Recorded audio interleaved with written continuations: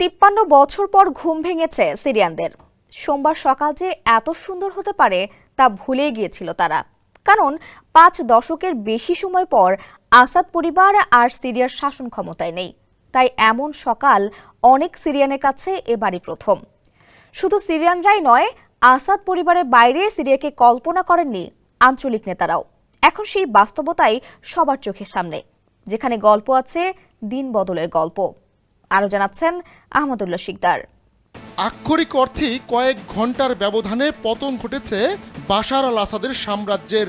আরও স্পষ্ট করে বললে আসাদ পরিবারের 53 বছরের শাসনের অবসান ঘটেছে। এমন কিছু ঘটবে বাশার আসাদ কিংবা অন্য কোনো বিশ্বনেতাও তা কল্পনা করেননি। স্যান্ডেলিনা সো, রূপচর্চায় আভিজাত্য। তুরস্কের জন্য বিস্ময় হয়ে এসেছে এমন খবর। বাশার আসাদের সময় ফুরিয়ে এসেছে তা আগেই অনুমান করেছিল আঙ্কারা, তবে তা এত দ্রুত ঘটবে সেটা বোঝেনি তারা। আফগানিস্তানে যখন তালিবানরা দ্বিতীয় দফায় ক্ষমতা গ্রহণের লড়াই শুরু করে, তখন দেশটির সেনাবাহিনী রীতিমতো অস্ত্র ছেড়ে দিয়েছিল। অত্যাধুনিক মার্কিন অস্ত্র আর প্রশিক্ষণ কোনো কাজেই লাগেনি। রোববার আসাদ সরকারের পতনের সময়ও প্রায় একই দৃশ্য সামনে এলো। সিরীয় বাহিনী একদমই প্রতিরোধ গড়ে তোলেনি, উল্টো বিদ্রোহীদের ভয়ে নিজেদের পোস্ট ছেড়ে পালিয়ে যায় তারা।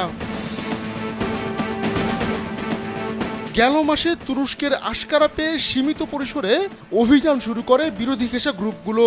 তাদের নেতৃত্বে ছিল হায়াত তাহরির আল শাম। মূলত আসাদ সরকার ও ইরানপন্থী মিত্রদের চাপে ফেলতেই এমন কৌশল নিয়েছিল আঙ্কারা, কিন্তু তারা ভাবতেও পারেনি এত দ্রুত পতন ঘটবে আলেপ্পোর। ইদলিব শহরে সিরীয় বাহিনীর অভিযানে বেসামরিক নাগরিকরা নিয়মিত তুরস্ক সীমান্তে জড়ো হচ্ছিল, তাই অভিযানের অনুমতি দিয়েছিল আঙ্কারা। সময়টাও একেবারে দারুণ ছিল।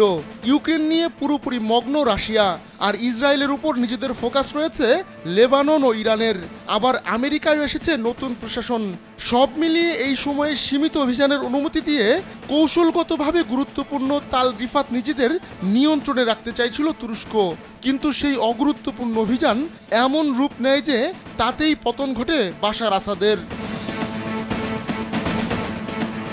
দাবার খেলায় আপাতত জয়ী হয়েছে তুরস্ক। সিরিয়া এখন সবচেয়ে প্রভাবশালী শক্তিও হয়ে উঠেছে তারা। অভিযান শুরুর পর থেকেই সিরিয়ার সরকার ও বিরোধীদের মধ্যে আলোচনার প্রস্তাব দিয়ে আসছিল আঙ্কারা। বলছিল সরকার ব্যবস্থা যেন চলমান থাকে তা নিশ্চিত করতে হবে।